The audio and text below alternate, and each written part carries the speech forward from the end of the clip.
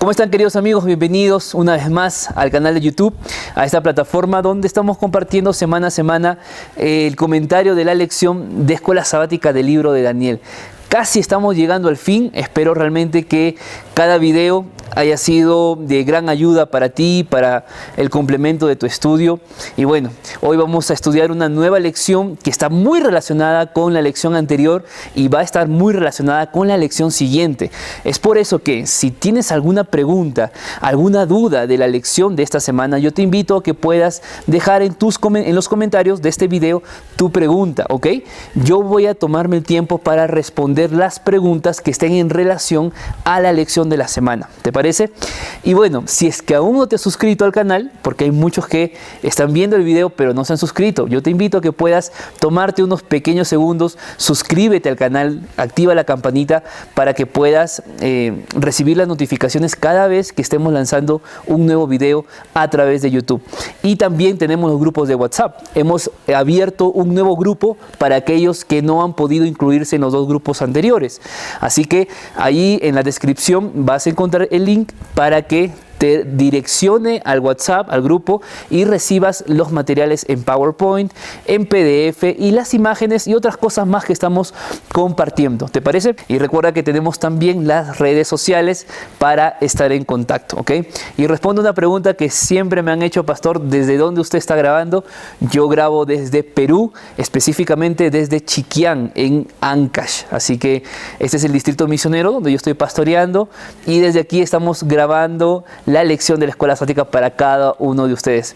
Bueno, sin más, lección número 9 de la Escuela Sabática, de la contaminación a la purificación, y aquí empezamos.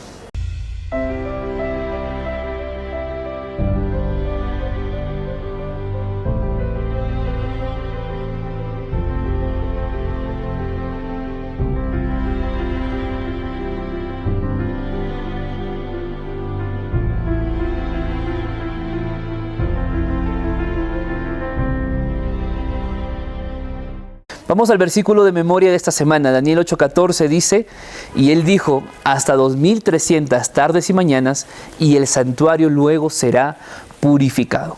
Más adelante vamos a entender qué significa este versículo, pero hay algunas cosas previas que necesitas conocer antes de ir al estudio de la lección. Número 1. La visión de Daniel 8 es paralela a la visión de Daniel 7. La única diferencia es que Daniel 7 iniciaba con el león que representaba a Babilonia, mientras que Daniel 8 ya no empieza con Babilonia, empieza con Medo-Persia. ¿Está bien? Luego, tenemos que tener en cuenta que mientras que Daniel 7 presenta animales inmundos, Daniel 8 presenta animales domésticos, animales muy conocidos por el pueblo de Israel y que no eran inmundos. Eso es importante también tenerlo en cuenta. A partir del capítulo 8 de Daniel, que hemos estudiado en esta semana, todo vuelve al idioma hebreo. Recuerda que desde el capítulo 2 al capítulo 7, todo estaba en arameo. Bueno, a partir de ahora, volvemos al hebreo hasta el final ya del libro de Daniel. ¿Por qué cambió del arameo al hebreo? Es una buena pregunta y vamos a entenderlo con el pasar de los minutos a través de este video. Y finalmente tenemos que tener en cuenta que el lenguaje del capítulo 8 de Daniel es un lenguaje un poco diferente. Hay mucha simbología, pero es un lenguaje que vamos a entenderlo desde la perspectiva de la Biblia en el libro de Levítico, ¿ok? Quiere decir que el lenguaje de Daniel 8 es un lenguaje pentateucano, ¿está bien? Vamos a entender eso más adelante, pero quería que tomes en cuenta estas cuestiones. Ahora bien, ¿cuál es la temática para esta semana? Número 1, el carnero y el macho cabrío. Número 2, el cuerno pequeño. Y número 3, el día de la expiación, ¿está bien? Así que vamos con el primer punto. Esta visión de Daniel capítulo 8 lo recibe cuando justamente el profeta se encontraba aún en Babilonia y el imperio dominador era Babilonia. Sin embargo, ya para Daniel 8 ya no hablamos más de Babilonia. Solamente nos enfocamos en el carnero y en el macho cabrío, que era símbolo de Grecia y símbolo de Medo-Persia. Pero ¿por qué no más hablamos de Babilonia? Y es que ya Babilonia se encontraba en el último periodo del gobierno con Belsasar. Ya hemos estudiado esa historia. Y la verdad es que no había más necesidad de hablar de un imperio que estaba a punto de ser derrotado. Es por eso que ahora Daniel 8 se enfoca en lo siguiente: en Medo-Persia y en Grecia. Vamos a leer lo que dice la Biblia en Daniel capítulo 8, versículo 3 y 4. Vamos a verlo. Alcé los ojos y miré, y había un carnero que estaba delante del río y tenía 2 cuernos. Y aunque los cuernos eran altos, uno era más alto que el otro, y el más alto creció después.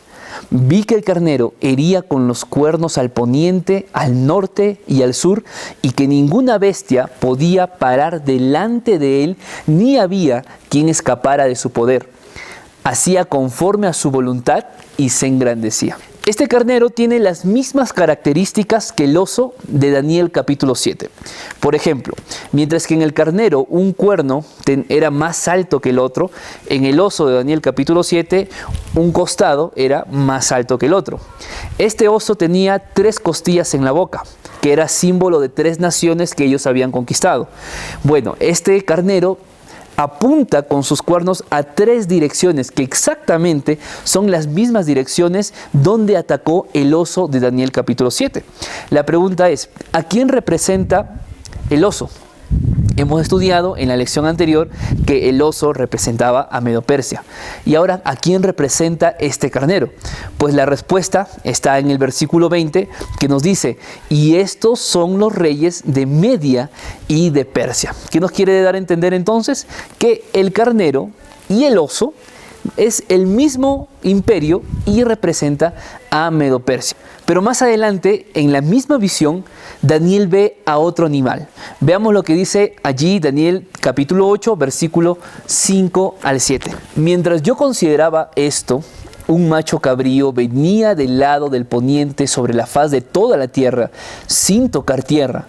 Y aquel macho cabrío tenía un cuerno notable entre sus ojos. Vino hasta el carnero de 2 cuernos que yo había visto en la ribera del río y corrió contra él con toda la furia de su fuerza.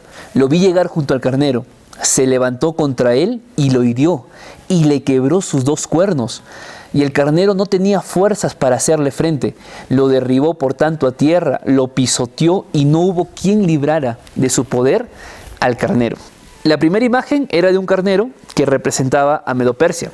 Sin embargo, en la misma visión, Daniel ve ahora un macho cabrío.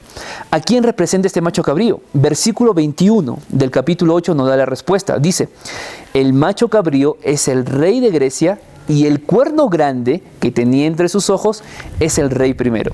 Quiere decir que la visión del carnero y del macho cabrío era Medo-Persia y Grecia. ¿Y a quién representaba ese cuerno que tenía el macho cabrío? Al primer rey de Grecia. ¿Quién fue el primer rey de Grecia? Alejandro Magno. Pero la visión no queda allí. El versículo 8 continúa diciendo lo siguiente. Veamos. El macho cabrío creció en gran manera, pero cuando estaba en su mayor fuerza, aquel gran cuerno fue quebrado, y en su lugar salieron otros 4 cuernos notables hacia los 4 vientos del cielo. Ahora, que quede claro de que aquí no estamos hablando de ningún cuerno pequeño. La Biblia habla solo de un cuerno, que era parte de este macho cabrío que representa a Grecia. Y ya hemos dicho que este cuerno era Alejandro Magno, el primer rey de Grecia. Sin embargo, tenemos que tener en consideración de que cuando esta bestia, este macho cabrío, se encontraba en su mayor auge, en su mayor fuerza, perdió valor, perdió fuerza. ¿Por qué? Porque en la historia vemos de que Alejandro Magno murió cuando era muy joven y el territorio y su reino le dio a los 4 gobernadores secundarios que él tenía, que era Lisímaco, Seleuco, Casandro y Ptolomeo, que es la representación de los 4 cuernos que salieron a raíz de este pequeño cuerno que en su mayor auge pues se quedó sin fuerza. Ahora, no vamos a entrar más en detalles acerca de Medo-Persia y de Grecia porque ya lo hablé en el video anterior, ¿está bien? Así que si tú quieres algunos detalles adicionales a lo que estoy mencionando, mira, acá vas a encontrar un video, un link donde te va a direccionar a la lección anterior y allí vas a ver ya con más detalles un poco de historia, ¿ok? Por ahora, lo que queremos que puedas entender es que el carnero era Medo-Persia y el macho cabrío era Grecia. Pero lo curioso y lo que llama la atención es que estos 2 animales, tanto el carnero como el macho cabrío, formaban parte de los sacrificios que Israel hacía en el santuario. Pero llama aún más la atención que solamente macho cabrío y carnero juntos se encuentran en el día de la expiación, que vamos a verlo más adelante qué significa.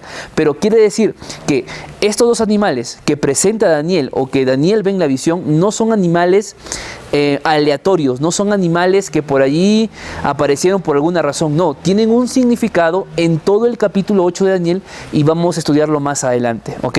Entonces, carnero, Medo-Persia, macho cabrío, Grecia, ambos eran animales no inmundos y eran utilizados para los sacrificios del santuario. Vamos a la segunda parte, que es acerca del cuerno pequeño. Bien, en esta segunda parte vamos a hablar acerca del cuerno pequeño, pero lo vamos a hacer a través de 5 preguntas para que podamos entenderlo de una forma más simple. Vamos a responder: ¿de dónde surge? ¿Quién es? ¿A quién ataca? ¿Cómo ataca? Y finalmente, ¿hasta cuándo ataca este cuerno pequeño? Vamos a empezar respondiendo: ¿de dónde surge el cuerno pequeño? Vamos a leer nuevamente el texto de Daniel, capítulo 8, versículo 4. Veamos. El macho cabrío creció en gran manera, pero cuando estaba en su mayor fuerza, aquel gran cuerno fue quebrado y en su lugar salieron otros 4 cuernos notables hacia los 4 vientos del cielo. De uno de ellos salió un cuerno pequeño que creció mucho hacia el sur, hacia el oriente y hacia la tierra gloriosa. Bien, luego de describir los 4 cuernos que se extienden hacia los 4 cielos, el texto bíblico dice que surge un cuerno pequeño. La pregunta es: ¿el cuerno pequeño sale de los 4 cuernos o el cuerno pequeño sale de los 4 vientos? Parece algo simple y de poca importancia, pero no es de poca importancia, es de mucha importancia entender si este cuerno pequeño sale de los 4 cuernos que representa Grecia o sale de los 4 vientos del cielo. Para esto la respuesta nos da el texto hebreo, la gramática hebrea.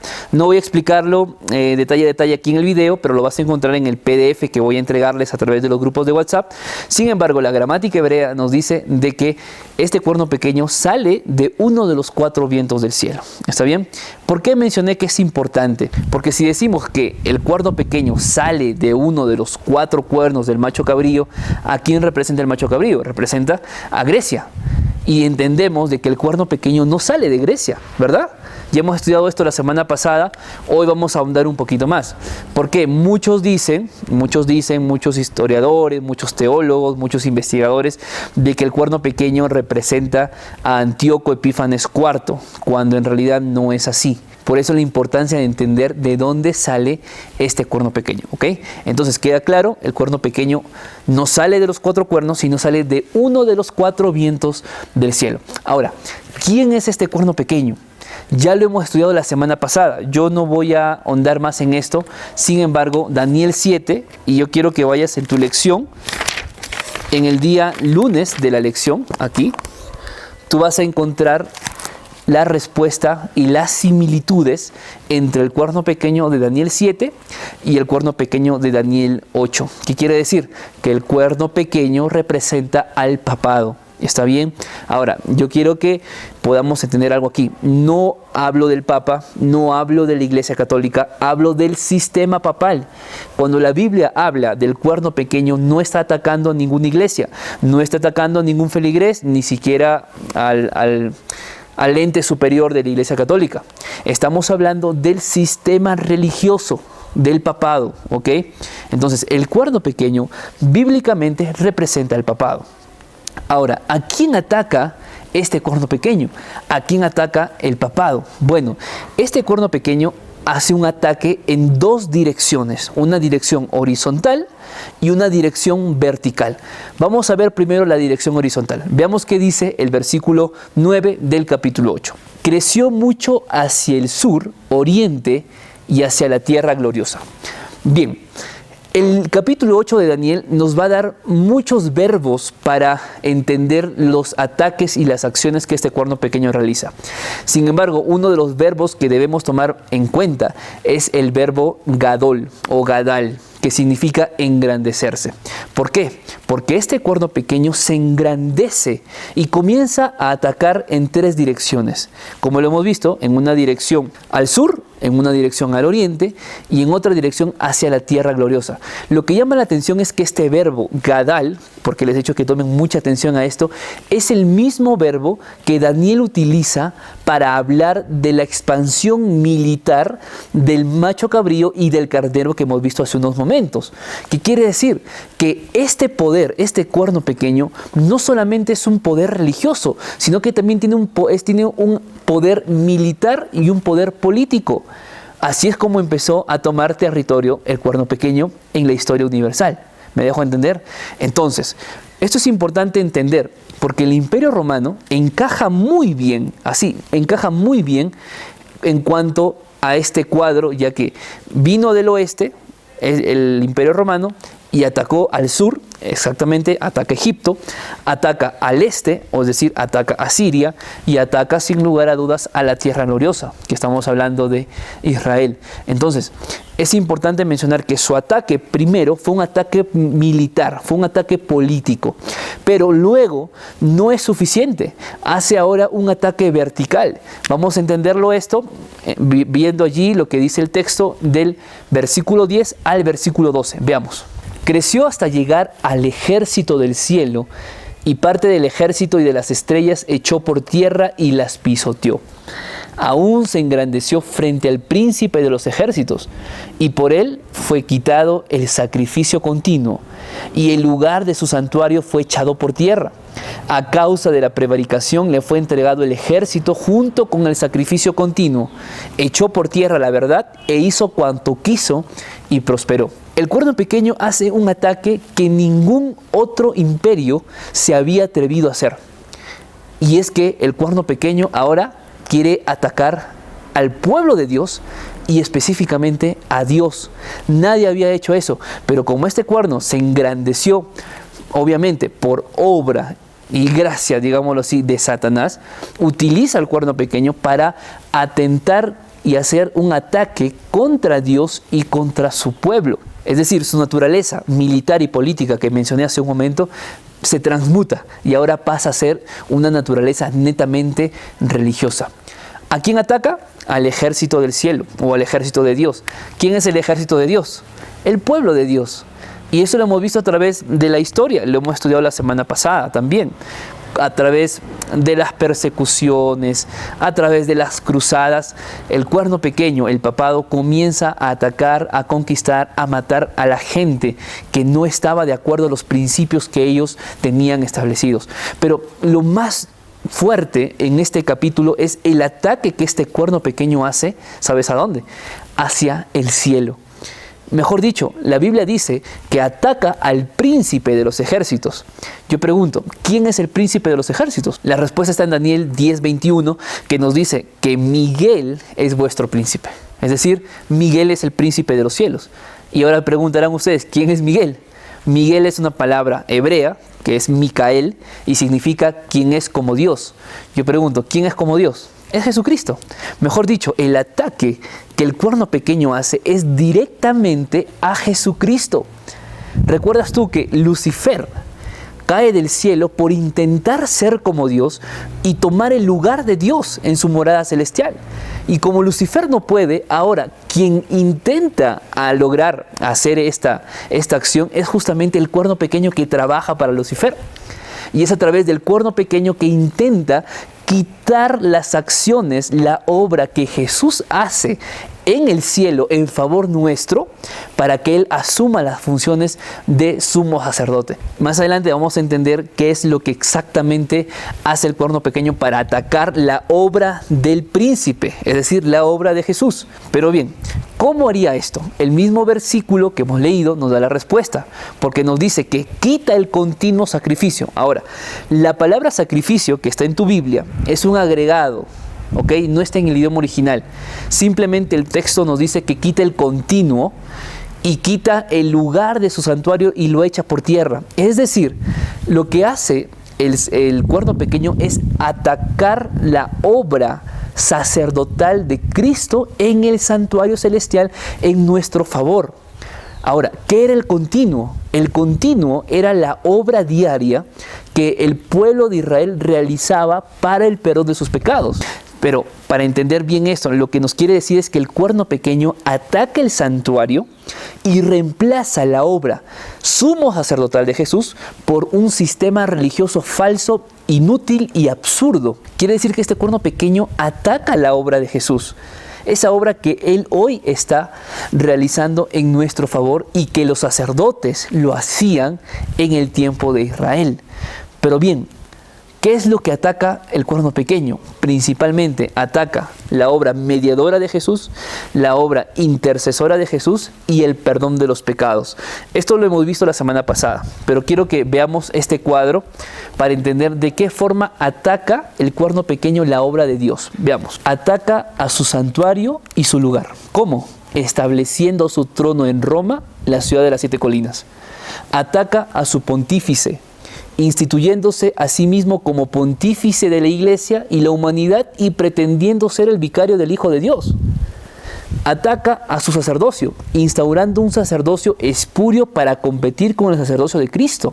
Ataca a su sacrificio, porque el cuerno pequeño inventa el sacrificio repetitivo de la misa que anula el sacrificio suficiente y único e irrepetible de Jesús en el Calvario. Ataca su intercesión, porque el cuerno pequeño sustituye la intercesión de Jesús y la reemplaza con la intercesión de María y de los santos. Ataca su simbolismo, tergiversa los símbolos que estamos estudiando. Ataca a su verdad, establece la tradición en vez de la Biblia, donde muchas de las doctrinas y posiciones de la Iglesia Católica tienen que ver con tradiciones más no con posiciones bíblicas. Ataca a los santos, ¿cómo? Los persigue y hace guerra contra ellos. El cuerno pequeño ataca su ley, cambiándola, que ya lo hemos estudiado, y transgrediendo la ley. Y finalmente ataca la salvación, falseándola y vendiéndola. Recuerda que hubo un tiempo, incluso el tiempo de las indulgencias, donde el que quería ser perdonado de sus pecados, el que quería alcanzar la salvación, tenía que pagar dinero. Yo pregunto, ¿acaso esto es bíblico? ¿Acaso las diferentes normativas que el papado estableció son bíblicas? Definitivamente no lo son. Por eso lo que hace el cuerno pequeño es sacar a un lado, echar a un lado la obra intercesora, mediadora, redentora de Jesús como sumo sacerdote para colocarse él como el pontífice, como el vicario, utilizando a los sacerdotes para hacer que ellos perdonen los pecados de las personas, utilizando a María, utilizando a los santos para que sean ellos los que sean intermediarios entre Dios y el ser humano. No tiene un respaldo bíblico. Eso no tiene un respaldo bíblico, pero eso es lo que hace el cuerno pequeño. Ahora, terminamos con esto. ¿Hasta cuándo va a atacar? ¿Hasta cuándo es el ataque del cuerno pequeño? Veamos qué dice el versículo 13 y el versículo 14. Entonces oí hablar a un santo, y otro de los santos le preguntó a aquel que hablaba: ¿hasta cuándo durará la visión del continuo, la prevaricación asoladora y la entrega del santuario y el ejército para ser pisoteados? Y él dijo: hasta 2300 tardes y mañanas, y luego el santuario será purificado. ¿Me dejo entender? Esta es la obra del cuerno pequeño. Ya definimos quién es, qué hace, cómo ataca y hasta cuándo ataca. Veamos ahora la parte final. ¿Qué quiere decir hasta 2300 tardes y mañanas y el santuario será purificado? Vamos a entenderlo en esta última parte. Bien, para entender el significado de Daniel 8:14, queridos amigos, tenemos que repasar el sistema ritual que Dios estableció para ilustrar el plan de la salvación. Para eso tenemos que ir atrás, tenemos que regresar y entender esto a través del Pentateuco, exactamente a través del santuario terrenal. Mira, los servicios del santuario, esto yo quiero que tomes mucha atención y si es necesario veas otra vez esta parte del video. Mira, el santuario tenía dos servicios o dos fases. Número 1, tenía un servicio diario y tenía un servicio anual, ¿ok? Un servicio diario y un servicio anual. ¿Qué era el servicio diario? Números 28 lo va a responder, ahí lo describe exactamente. No voy a leer todo el capítulo, pero solamente a manera de resumen. ¿En qué consistía el servicio diario? El servicio diario era en que los pecados del pueblo de Dios eran transferidos simbólicamente diariamente al santuario mediante la confesión y mediante el sacrificio. Como vuelvo a mencionar, esto está en Números 28 y todo esto ocurría en el lugar santo del santuario. Ahora yo voy a leer una cita del Espíritu de Profecía donde resume el servicio diario, ¿ok? Presta atención a lo siguiente. El pecador arrepentido traía su ofrenda a la puerta del tabernáculo y colocando la mano sobre la cabeza de la víctima, o sea, sobre la cabeza de su ofrenda, confesaba sus pecados y así, en un sentido figurado, los trasladaba de su propia persona al inocente animal. Luego mataba al animal con su propia mano y el sacerdote llevaba la sangre al lugar santo y la rociaba ante el velo. Con esta ceremonia y en un sentido simbólico, el pecado era trasladado al santuario por medio de la sangre. Está claro, ¿verdad? Si no, regresa unos segundos el video y lee bien la cita. Pero quiero que quede muy claro cuál era el continuo, el servicio diario. Ahora, ¿por qué era necesario una purificación? Porque como todos los días el sacerdote rociaba sangre sobre el velo, aquel santuario estaba impuro. Aquel santuario estaba lleno de impurezas por los pecados del pueblo. Es decir, los lugares del santuario quedaban manchados. Por lo tanto, era necesario una obra especial para quitar de allí los pecados y limpiar el santuario. A esto se le conocía como el día de la expiación o el servicio anual. ¿Está bien? ¿Qué era el día de la expiación? Levítico 16, versículo 16, nos dice que el día de la expiación era la limpieza, era la purificación del santuario a causa de los pecados del pueblo de Israel. Era el día, mejor dicho, en el que Dios erradicaría el pecado del pueblo por completo. ¿Cuándo se realizaba el día de la expiación? Levítico capítulo 16, versículos 29 y 34 nos dice que esto se realizaba una vez al año en el día 10 del mes séptimo. Más o menos para nosotros, para nuestro calendario, sería en el mes de octubre, entre el 22 y el 24 de octubre. Ese era el día de la expiación, día de la purificación del santuario a causa de los pecados que Israel había colocado todo un año a través de la sangre que el sacerdote rociaba en el velo. ¿Estamos claros? Ahora, algo más. ¿Cómo se realizaba este día de la expiación? Presta atención a lo siguiente. Levítico capítulo 16 resume qué era lo que ocurría ese día de la expiación. En primer lugar, el día de la expiación o el día de la purificación del santuario era un día de juicio. Quien no estaba preparado para ese día moría. Quien no estaba preparado para ese día simplemente era erradicado del pueblo. Todo Israel tenía que estar en completa confesión, en completo arrepentimiento e incluso en ayuno para que el juicio sea favorable para el pueblo. Entonces, menciono esto porque Levítico capítulo 16 nos dice cómo era este día de la expiación. Veamos lo siguiente. Aarón traía 2 machos cabríos y traía un carnero. ¿Ok? El carnero era para que él pida perdón por sus pecados o expíe sus pecados, el de él y el de su familia. Recuerden que el trabajo diario que les mencioné hace un momento era hecho por los sacerdotes. El trabajo anual, o sea, el día de la expiación, era hecho por el sumo sacerdote. ¿Ok? Por eso era Aarón quien entraba al santuario. Traía 2 machos cabríos y un carnero. El carnero para que él pueda arreglar cuentas con Dios y luego pueda ejecutar el perdón o la obra del perdón de los pecados por el pueblo. Aarón tomaba los 2 machos cabríos y echaba suerte.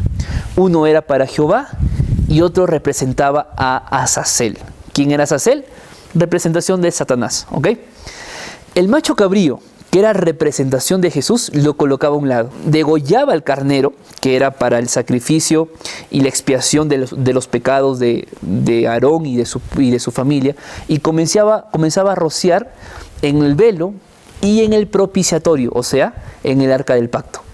Una vez que terminaba de rociar la sangre del carnero en el propiciatorio, ahora tomaba el macho cabrío, que era que cayó la suerte sobre Jehová y era degollado al igual que el carnero, y la sangre del macho cabrío nuevamente era rociada en el velo del templo y también en el propiciatorio, o sea, en el arca del pacto. Luego que rociaba la sangre de este macho cabrío sobre el propiciatorio, hacía lo mismo en cada mueble del santuario y terminaba en el altar que estaba afuera, en la entrada del santuario. Una vez hecho todo eso, traía al macho cabrío que quedaba vivo y que la suerte había caído para Azazel, y colocaba las manos sobre ese macho cabrío, y lo que hacía era simbólicamente transferir los pecados de todo el santuario sobre este macho cabrío. ¿Ok? Y el macho cabrío era desterrado y llevado al desierto para que allí muera, que es básicamente la imagen del destierro de Satanás en los 1000 años cuando estemos reinando con él y él quede aquí sin hacer nada. Por eso, lo que ocurría en el santuario era la imagen, era el antitipo de lo que va a ocurrir en el cielo y en la segunda y en la tercera venida de Cristo. Entonces, a manera de resumen, ¿por qué era necesario un día de la expiación, un día de purificación del santuario terrenal? Por la sangre que día a día los sacerdotes rociaban en el templo a causa de los pecados del pueblo. Entonces el día de la expiación era la purificación de todo el santuario. ¿Quién lo hacía?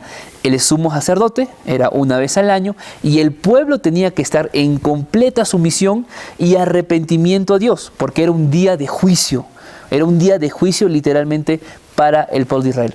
Ahora, Daniel 8:14 nos dice que hasta 2300 tardes y mañanas, y luego el santuario sería purificado.